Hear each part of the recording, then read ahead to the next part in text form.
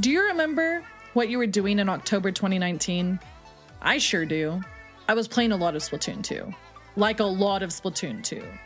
Like an alarming amount of Splatoon 2. Like 10 hours a day minimum Splatoon 2. It was kind of wild. Hi, if this is the first video you've ever clicked on of mine, then wow. This is a heck of a video to click on. I've been wanting to do a big gushy video about Splatoon ever since Grand Fest ended, and I'm finally doing that now.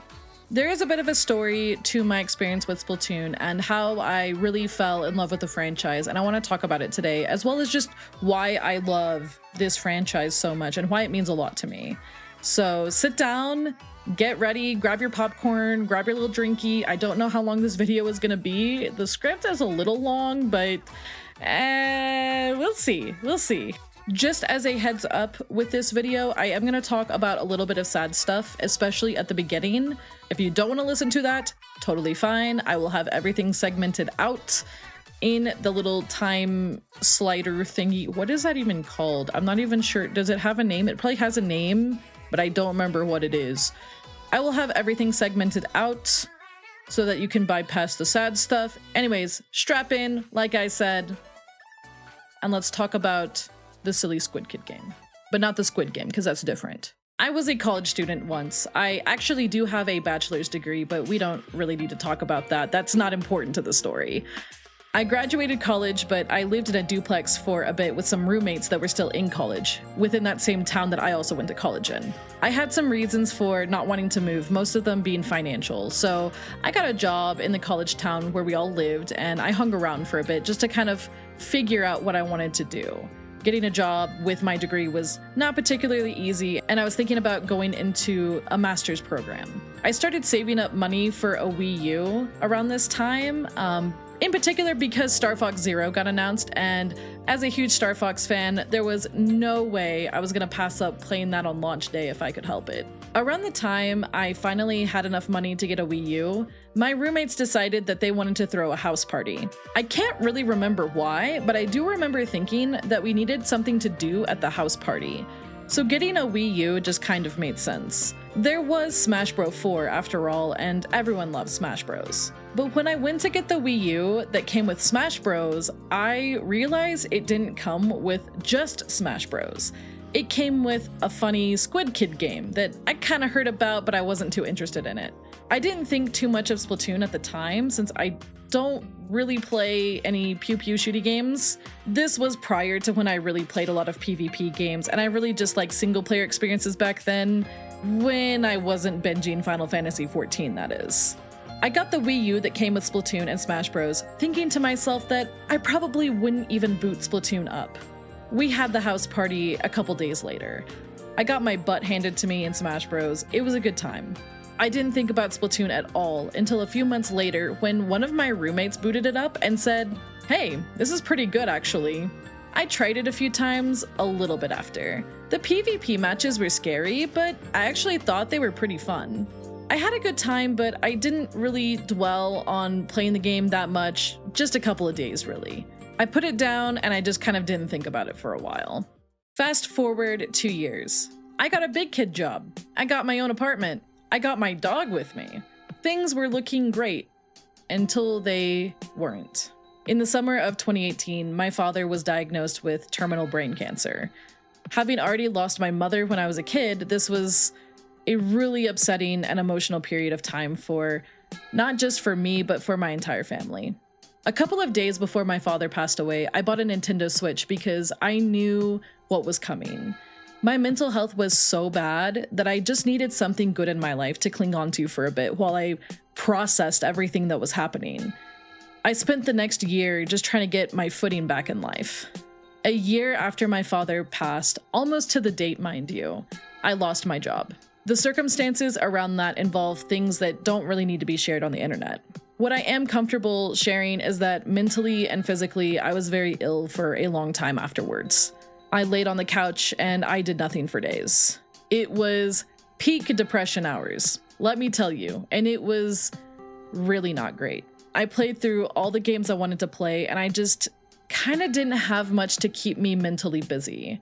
I really don't know why I remembered Splatoon on the Wii U, but suddenly I just did one day. I remembered having a good time with it, and I was just like, hey, yeah, I'll boot this thing up and just have some fun with it.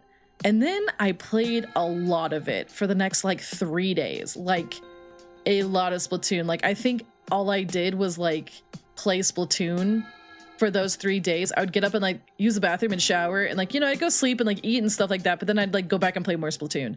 And during those 3 days, I remembered something really important. Oh yeah, Splatoon 2 exists. And while I love my Wii U, I love my Switch a ton. And the newest, shiniest game is always like so much more appealing, right? So I went to the store, grabbed a copy of Splatoon, and oh man. October 2019 to probably March 2020, I was glued to Splatoon 2. And at the time, I didn't really realize why. But now, a whole game and several years of retrospection later, I finally get it. What Splatoon is Shameless Joy. It's a celebration.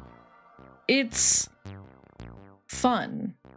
And not like, you know, just like, oh, the game is fun to play. No, it's a fun concept with fun ideas and fun implementation. It's just joyful fun. Okay, maybe not in ranked mode, but everything about this game is just joy.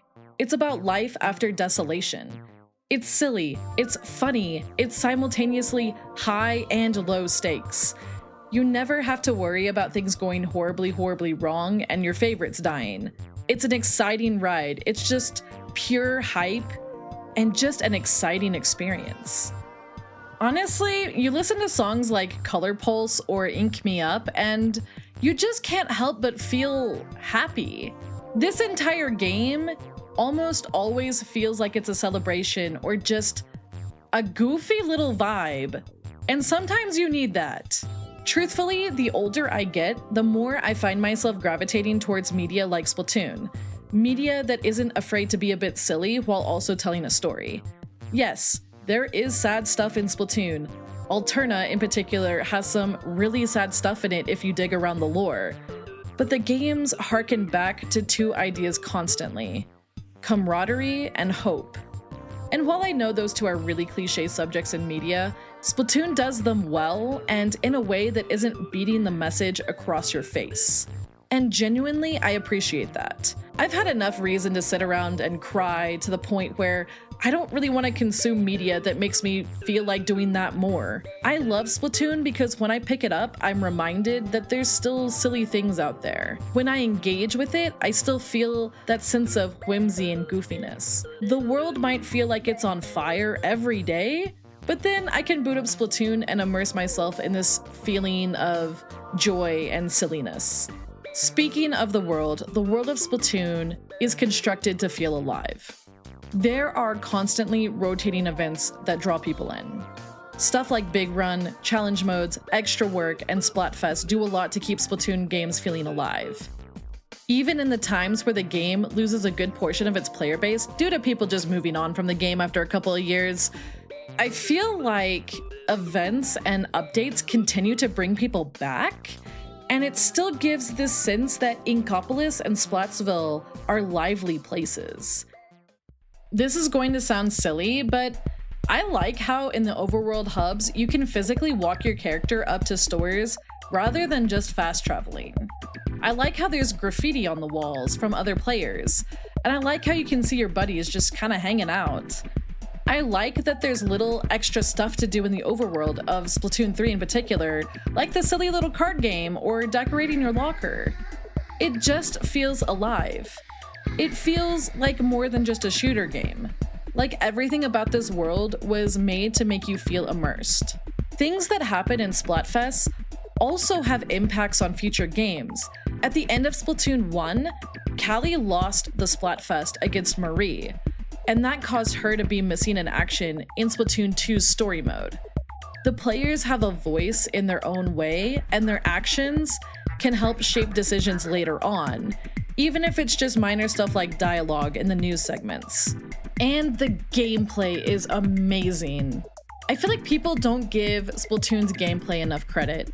While this game's major mode is a third-person shooter PvP, it excels at so many modes. Splatoon has one of the best co-op PvE modes I've ever played. Salmon Run is an absolute delight, and the story mode for all 3 games contains some of the most clever platforming I've ever experienced. It just does so much right, and it always maintains this upbeat and cheerful vibe. Splatoon has a pretty unique sense of gameplay, I would say. It actually does feel quite crisp when you play it. I've noticed that going back from 3 to 2, the gameplay of 2 feels a pinch more sluggish, but that's alright. I'm gonna do a quick breakdown of all 3 major modes for Splatoon's gameplay: Story Mode, Salmon Run, and PvP, and talk about why each feels good and engaging and fun. I'm going to be going over this kind of generally for all 3 games, not really breaking them down game by game, mode by mode, just generally for all the games. Again, while the bulk of the game is in its PvP, the single-player mode is a really well done platformer that highlights how you can utilize your kits in a different gameplay mode. The levels are often tailored to certain themes, and sometimes you can even apply those themes and use them in the other modes. It's actually a good teaching tool, and the stories are, while simple, full of action and really fun gameplay.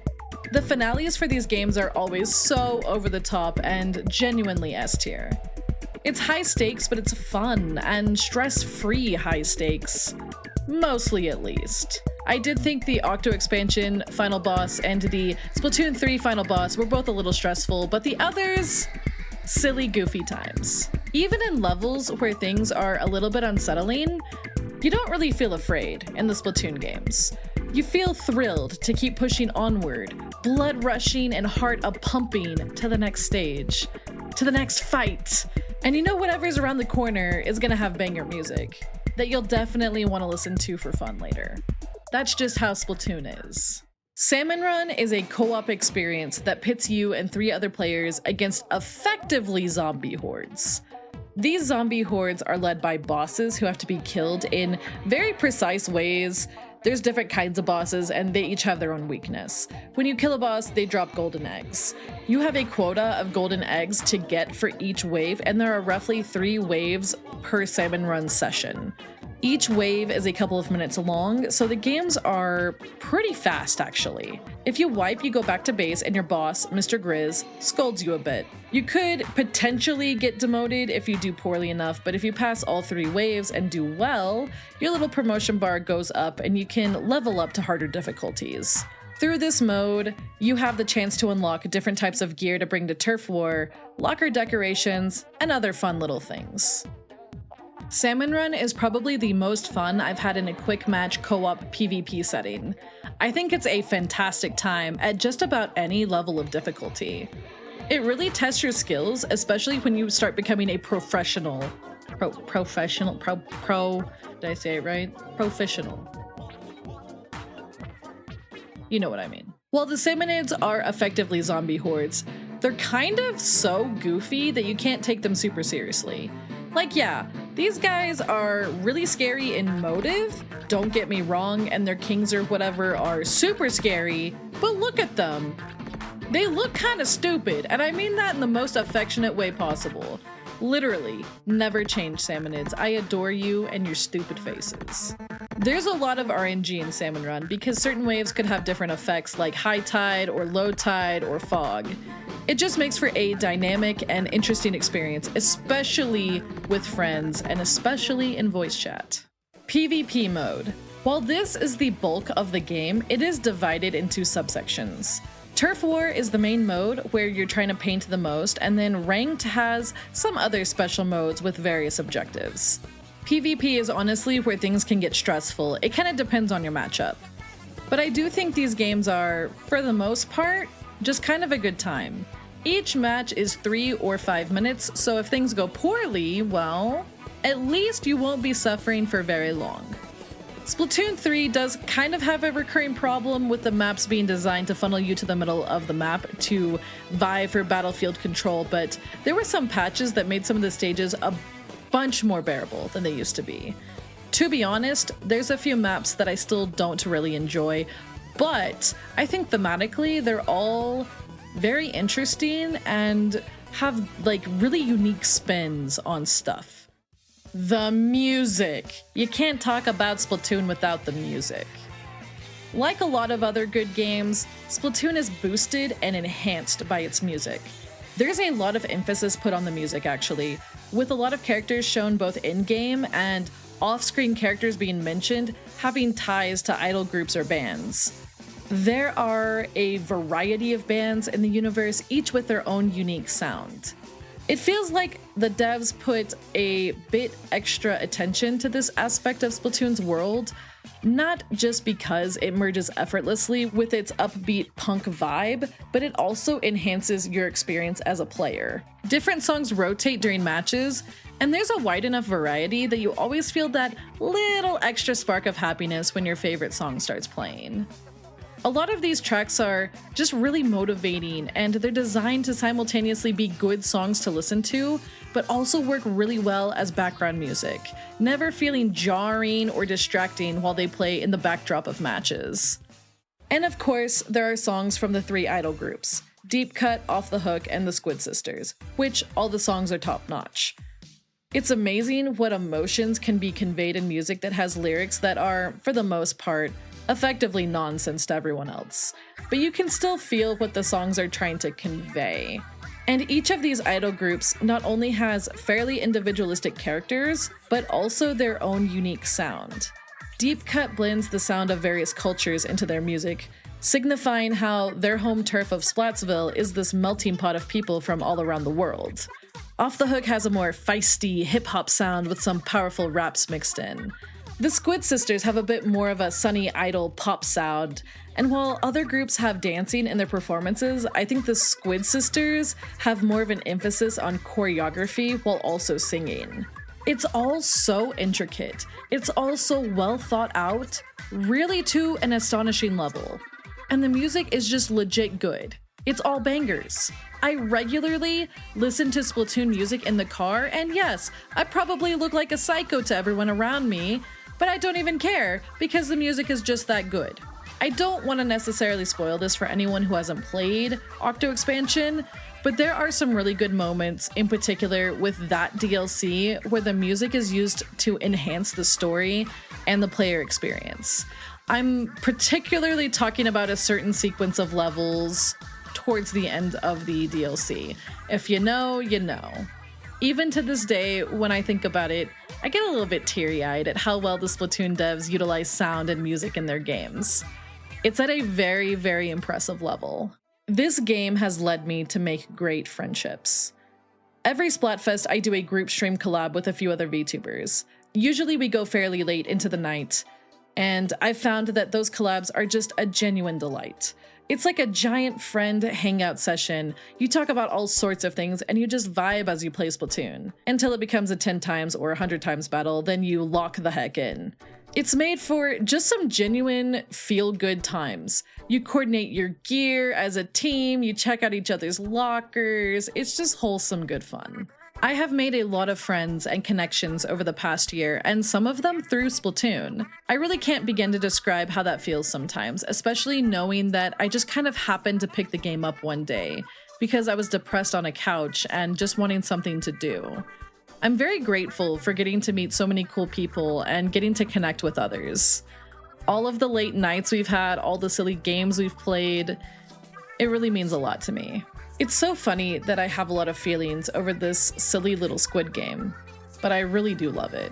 It feels odd to me that Splatoon 3 is effectively over. While the community is still strong and ongoing, we no longer have new content updates. The game is in its twilight years, and one day we will get that Splatoon 4 announcement, signaling the exodus to a new game. It's bittersweet, really. Ever since the series launched on the Wii U and became a success, it has just grown and grown and grown. I think that things will just continue to go up from here. I hope so, at least. Maybe they can start with fixing the peer-to-peer connections and make them a bit more stable. They're still kind of rough, even with my Switch plugged in directly to the internet. I won't ever say the Splatoon series is perfect, it still has some things to fix, but this video is more about the positives. I want to focus on the positives because I think the series merits praise. I have high hopes for the Splatoon series. I detailed this a bit in my ultimate wishlist video, but I really want the series to continue to blossom. I want to see them do more with it, and I can't help but feel as though they could. I won't repeat what I said in that video. Go check it out if you want to see what I hope they do with the series. As we wrap up this video, I want to tell you that this is the final video that I will be uploading using this model. This model is very loved, and it has been my model for almost 3 years now. The next video upload will be using Amalia 2.0, which will be debuting in a matter of days as of the upload day of this video.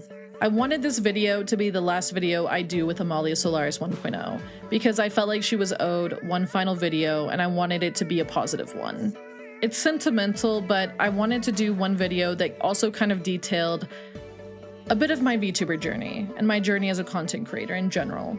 It was important to me to talk about Splatoon in a video anyways because it's such a dear series to me. I haven't really done any long form videos about it yet. I thought this model was owed one final video and one that was happy. I know in the past I've made some videos that had mixed opinions in the comments. It'll definitely happen again, I'm sure. But I just wanted to do one that was positive, send this model off on a positive note, a sort of final hurrah, if you will. No matter what form I take, the point of this channel will always stay the same: to have a space to talk about the things I'm passionate about. I will have a video up very soon going over what changes will happen on this channel, and I will show off some of the new stuff. Please keep your eye out for that. Thank you for watching this video. I will see you in the next one, even if I look a little bit different.